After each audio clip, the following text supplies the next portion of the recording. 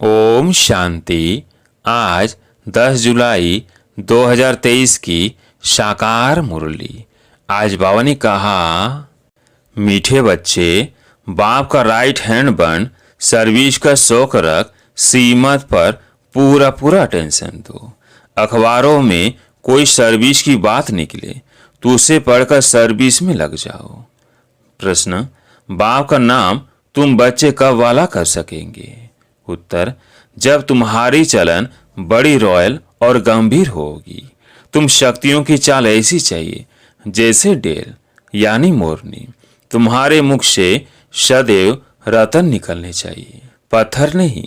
पत्थर निकालने वाले नाम बदनाम करते हैं, फिर उनका पद भी भ्रष्ट हो जाता है। बाप का बनकर कोई भी विकर्म न हो, इस बात का पूरा पूरा ध्यान रखना है।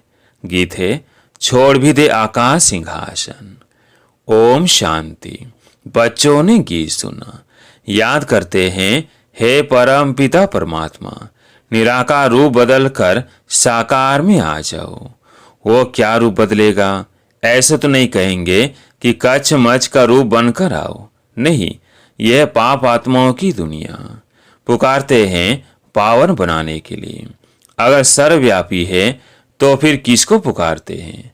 अब यह गीत तो रेडियो में भी बजते हैं, परंतु कोई भी समझते नहीं। अब तुम बच्चियां तो अखबार आदि पढ़ते नहीं हो। भल पढ़ी लिखी हैं, परंतु अखबार पढ़ने का शौक नहीं। बाकी रहे गोप, उनमें भी कोई कोई को सर्विस का शौक रहता है कि किस रीति अखबार से सर्विस का रास्ता निकाले। ब्राह्मण कुलभूषण है तो बहुत, परंतु उनमें भी कोर्टों में कोई निकलते हैं जो अखबार में देख फौरन सर्विस करने लग पड़ते हैं। बाबा ने राइट हैंड बनाया है माताओं को। गोप मुश्किल खड़े होते हैं। कोई बिरला यथार्थ रीति से सीमत पर अटेंशन देते हैं। एक पॉइंट है भ्रष्टाचार और श्रेष्ठाचार की। भ्रष्टाचारी बुलाते हैं कि हे भगवान आओ, आकर श्रेष्ठचारी बनाओ। सभी भ्रष्टाचारी जरूर है। कहा जाता है, यथा राजा रानी तथा प्रजा। यथा राजा रानी माना गवर्नमेंट, तथा प्रजा माना रैयत।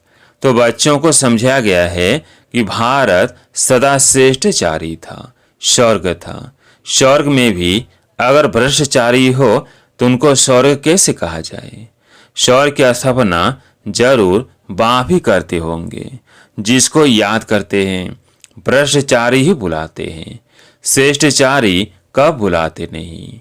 भारत बड़ा श्रेष्ठचारी था, स्वर्ग था। अब तो नरक है, तो नरक में जरूर भ्रष्टाचारी होंगे। श्रेष्ठचारी का सबूत दिखाओ। तुम चित्र दिखला सकते हो, बरोबर सतयुग में यथा राजा रानी तथा प्रजा। यह लक्ष्मी नारायण देखो श्रेष्ठचारी थे ना, नाम ही है स्वर्ग। द्वापर में ऐसे श्रेष्ठचारी राजा रानियों के मंदिर बनाकर पूजा करते हैं, तो जरूर खुद भ्रष्टाचारी है। अपने को कहते भी हैं कि हम भ्रष्टाचारी हैं, कामी, क्रोधी, पापी हैं। आप सर्वगुण संपन्न हैं। भारत में भ्रष्टाचारी श्रेष्ठचारी की महिमा करते हैं। भ्रष्टाचारी राजाओं के पास श्रेष्ठचारी देवताओं के मंदिर हैं। महिमा गाते रहते हैं, नमन, बंदन, पूजा करते रहते हैं। बाबा ने समझाया है, धर्म स्थापन करने अर्थ ऊपर से जो आत्माएं आती है वह जरूर शतों प्रधान श्रेष्ठचारी होंगी। बल माया का राज्य है, परंतु पहले पहले आने वाले जरूर शतों प्रधान होंगे। तब तो उनकी महिमा होती है। फिर सतो रजतमों में आते हैं। देवताएं भी श्रेष्ठचारी थे। हर एक को शतो रजो तमों में आना ही है, भ्रष्टाचारी बनना ही है। अखबारों में पढ़ता है, कई संस्थाएं हैं जो भ्रष्टाचार को बंद करने का पुरुषार्थ करती है। अब श्रेष्ठचारी देवताओं के मंदिर बनाए पूजा करते आए हैं। आप ही पूज्य श्रेष्ठचारी थे, फिर आप ही पुजारी भ्रष्टाचारी, फिर पूज्य देवी देवताओं की बैठ पूजा करते हैं। अभी तुम लिख सकते हो कि यथा राजा रानी तथा प्रजा सतयुग में श्रेष्ठचारी थे। वॉइसलेस वर्ल्ड थी, बाद में फिर कलाएं कम होती हैं, भारत को नीचे आना ही है। यह खेल ही भारत पर है। आधा कल्प भारत श्रेष्ठचारी था, सदा एक रस भी नहीं रहते। 16 कला से 14 कला में तो आना ही है। धीरे धीरे कलाएं कम होती जाती है, तम प्रधान बन पड़ते हैं। बाप कहते हैं, जब जब अति भ्रष्टाचार होता है तब मैं आता हूँ। पतित को भ्रष्टाचारी, पावन को श्रेष्ठचारी कहेंगे। यह तो बिल्कुल समझ की बात है। श्रीमद् भगवत कहा जाता है। श्रीमद् क्या करती है? वह तो श्रेष्ठ राजाओं का राजा बनाती है। कहते हैं, इन माया पर जीत पहनो तो तुम प्रिंस प्रिंसेस बनेंगे। भेंट करनी है क्राइस्ट से। 3000 वर्ष पहले भारत 16 कला संपूर्ण श्रेष्ठचारी था। भारत सोने की चिड़िया था। यथा राजा रानी तथा प्रजा स्वर्ग में सदा सुखी थे। फिर जब से रावण राज्य शुरू होता है तो भ्रष्टाचारी बनने लगते हैं। खुद ही कहते हैं, हमारे ऑफिसर्स में भ्रष्टाचार है।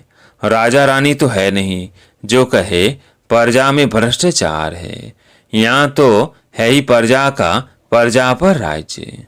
सब भ्रष्टाचारी है। पहले तो गवर्नमेंट श्रेष्ठचारी बननी चाहिए। उनको कौन बनावे? अब तुम गरीब बच्चियां ही नंबर 1 श्रेष्ठचारी बन रही हो। बाप कहते हैं कि मैं आकर सबको श्रेष्ठचारी बनाता हूँ।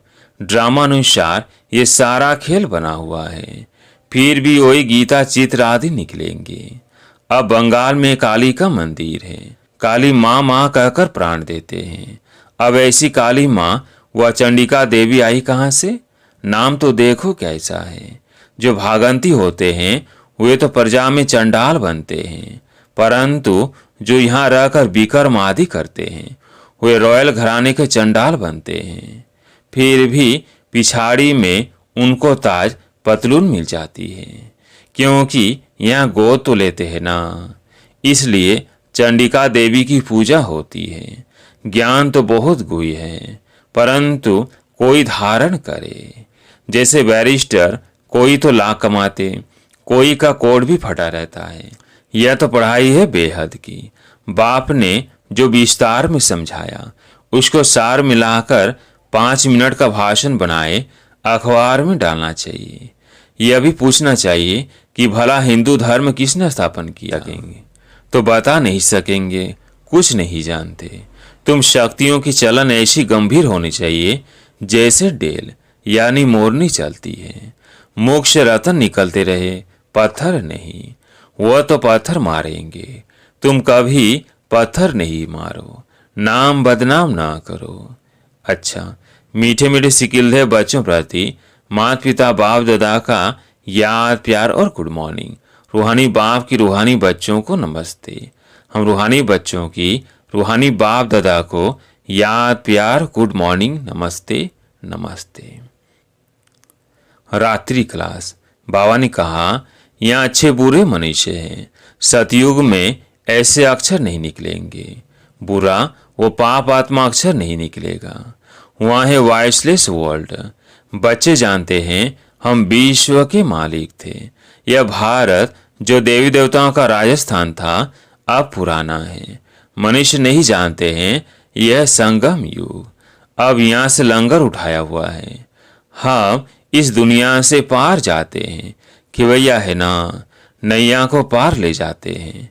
बच्चों की बुद्धि में है वो धक्के खाए हैं। भक्त नहीं जानते हैं हम धक्का खाते हैं। वह तो दूर दूर जाते हैं। तुम बच्चों को सिर्फ याद करना है। ऐसे नहीं कि हम याद करते थक जाते हैं, परंतु माया विघ्न डालती है। आत्मा ही परमात्मा की आशिक होती है, यह कोई नहीं जानते। परमात्मा मासूक है, तो बच्चों में भी कोई बहुत आशिक है। मासूक को याद करते हैं। पुरुषार्थ करना है हम निरंतर याद करते रहे। सिमरण अक्षर भी भक्ति मार्ग का है। हम बाबा को याद करते हैं। प्रवृत्ति मार्ग का अक्षर है याद। बहुत मीठा भी है। कहते हैं हम भूल जाते हैं। अरे बच्चा कह थोड़ी सकता कि हम बाप को भूल जाते हैं। याद तो बहुत अच्छी है, अपने से बातें करनी चाहिए। तुम माता पिता के सम्मुख बैठे हो, खुशी भी होनी चाहिए। जिसके लिए कहते थे तुम माता पिता। बरोबर हम वर्षा पा रहे हैं, याद की ही मेहनत है। तुम्हारी बहुत आमदनी है, बहुत बड़ी प्राप्ति है, सिर्फ चुप रहकर याद करना है। अच्छा दूसरा, तुम ब्राह्मण बच्चों बिगर किसको भी यह पता नहीं है कि संगम युग कब होता है। इस कल्प के संगम युग की महिमा बहुत है। बाप आकर राजयोग सिखलाते हैं। सतयुग के लिए तो जरूर संगम युग ही आएगा। है भी मनुष्य, उनमें कोई कनिष्ठ कोई उत्तम है। उनके आगे महिमा गाते हैं, आप पुरुष उत्तम हो, हम कनिष्ठ हैं। आप ही बताते हैं कि मैं ऐसे हूँ ऐसे हूँ। अभी इस पुरुष उत्तम संगम युग को तुम ब्राह्मणों बिगर कोई भी नहीं जानते। इनकी एडवर्टाइज कैसे करे जो मनुष्यों को पता पड़े। संगम युग पर भगवान ही आकर राजयोग सिखलाते हैं। तुम जानते हो हम राजयोग सीख रहे हैं। अब ऐसे क्या युक्ति रचे जो मनुष्यों को मालूम पड़े, परंतु होगा धीरे। अभी समय पड़ा है, बहुत गई थोड़ी रही। हम कहते हैं तो मनुष्य जल्दी पुरुषार्थ करे, नहीं तो ज्ञान सेकंड में मिलता है, जिससे तुम उसी समय सेकंड में जीवन मुक्ति पा लेंगे। परंतु तुम्हारे सिर पर आधा कल्प के पाप है, वो थोड़ी सेकंड में कटेंगे। इसमें तो टाइम लगता है। मनुष्य समझते हैं अभी तो समय पड़ा है, अभी हम ब्रह्म कुमारियों पास क्यों जाए। तकदीर में नहीं है तो लिटरेचर से भी उल्टा उठा लेते हैं। तुम समझते हो यह पुरुषोत्तम बनने का युग है। हीरे जैसा गायन है ना, फिर कम हो जाता है। गोल्डन एज, सिल्वर एज, ये संगम युग है, डायमंड एज। सतयुग है, गोल्डन एज। यह तुम जानते हो। स्वर्ग से भी ये संगम अच्छा है। हीरे जैसा जन्म है। अमरलोक का गायन है ना, फिर कम होता जाता है। तो यह भी लिख सकते हो पुरुषोत्तम संगम युग है डायमंड, सतयुग है गोल्डन, त्रेता है सिल्वर। यह भी तुम समझा सकते हो संगम पर ही हम मनुष्य देवता बनते हैं। 8 रत्नों की अंगूठी बनाते हैं तो डायमंड को बीच में रखा जाता है। संगम का शो होता है। संगम युग है ही हीरे जैसा। हीरे का मान संगम युग पर है। योग आदि सिखलाते हैं जिसको स्पिरिचुअल योग कहते हैं, परंतु स्पिरिचुअल तो फादर ही है। रूहानी फादर और रूहानी नॉलेज संगम पर ही मिलती है। मनुष्य जिनमें देह अहंकार है वो इतना जल्दी कैसे मानेंगे। गरीब आदि को समझा जाता है तो यह भी लिखना है संगम युग इज डायमंड, उनकी आयु इतनी। सतयुग गोल्डन एज, तो उनकी भी आयु इतनी। शास्त्रों में भी स्वास्तिका निकालते हैं। तो तुम बच्चों को भी यह याद रहे तो कितनी खुशी रहनी चाहिए। स्टूडेंट्स को खुशी होती है ना। Student life is the best life. यह तो सोर्स ऑफ इनकम है। यह मनुष्य देवता बनने की पाठशाला। देवताएं तो विश्व के मालिक थे, यह भी तुमको मालूम है। तथा खुशी होनी चाहिए। इसलिए गायन है अतिदिशु गोपी वल्लभ के गोप गोपियों से पूछो। टीचर अंत तक पढ़ाते हैं तो उनको अंत तक याद करना चाहिए। भगवान पढ़ाते हैं और फिर भगवान साथ भी ले जाएंगे। पुकारते भी हैं लिबरेटर गाइड, दुख से छुड़ाओ। सतयुग में दुख होता ही नहीं। कहते हैं विश्व में शांति हो। बोलो आगे कब थी, वो कौन सा युग था, किसको पता नहीं है। राम राज्य सतयुग, रावण राज्य कलयुग। यह तो जानते हो ना। बच्चों को अनुभव सुनाना चाहिए। बस क्या सुनाऊं, दिल की बात। बेहद का बाप बेहद की बादशाही देने वाला मिला, और क्या अनुभव सुनाऊं। और कोई बात ही नहीं, इस जैसी खुशी और कोई होती ही नहीं। कभी भी किसी से रूठकर वास्तव में घर में नहीं बैठना चाहिए। ये जैसे अपनी तकदीर से रूठना है। पढ़ाई से रूठा तो क्या सीखेंगे? बाप को पढ़ाना ही है ब्रह्मा द्वारा, तो एक दो से कभी रूठना नहीं चाहिए। यह है माया। यज्ञ में असुरों के विघ्न तो पड़ते हैं ना। अच्छा, मीठे मीठे रूहानी बच्चों प्रति रूहानी बाप व दादा का याद प्यार गुड नाइट। रूहानी बच्चों को रूहानी बाप की नमस्ते। धारणा के लिए मुख्य सार। पहला पॉइंट, श्रीमत पर श्रेष्ठचारी बनकर श्रेष्ठचारी बनाने की सेवा करनी है। कोई ऐसी चलन नहीं चलनी है जिससे नाम बदनाम हो। दूसरा पॉइंट है, बेहद की गुह्य पढ़ाई को विस्तार से सुनते उसे सार में समाकर दूसरों की सेवा करनी है। श्रीमत पर अटेंशन देना है। आज प्यारे मीठे बाबा का वरदान। अपने कर्म और स्थिति द्वारा ब्रह्मा बाप को स्पष्ट दिखाने वाले मास्टर ब्रह्मा भव। अपने कर्म और स्थिति द्वारा ब्रह्मा बाप को स्पष्ट दिखाने वाले मास्टर ब्रह्मा भव। जैसे ब्रह्मा बाप का निजी संस्कार था, पहले आप। कोई भी स्थान में पहले बच्चे। हर बात में बच्चों को अपने से आगे रखा, लेकिन कहने मात्र नहीं, शुभ चिंता की भावना से उसने किया। तो भी बाप की सेवा मैंने किया, तो भी बाप की सेवा। मैं आगे बढ़ूं नहीं, दूसरों को आगे बढ़ाकर आगे बढ़ो। जब यह भावना हर एक में आएगी तब कहेंगे मास्टर ब्रह्मा। फिर ऐसा कोई नहीं कहेगा कि हमने ब्रह्मा बाप को नहीं देखा। आपके कर्म, आपकी स्थिति ब्रह्मा बाप को स्पष्ट दिखाए। आज के स्लोगन है, एकाग्रता के दृढ़ संकल्प से सागर के तले में चले जाओ तो अनुभव के हीरे मोती प्राप्त होंगे।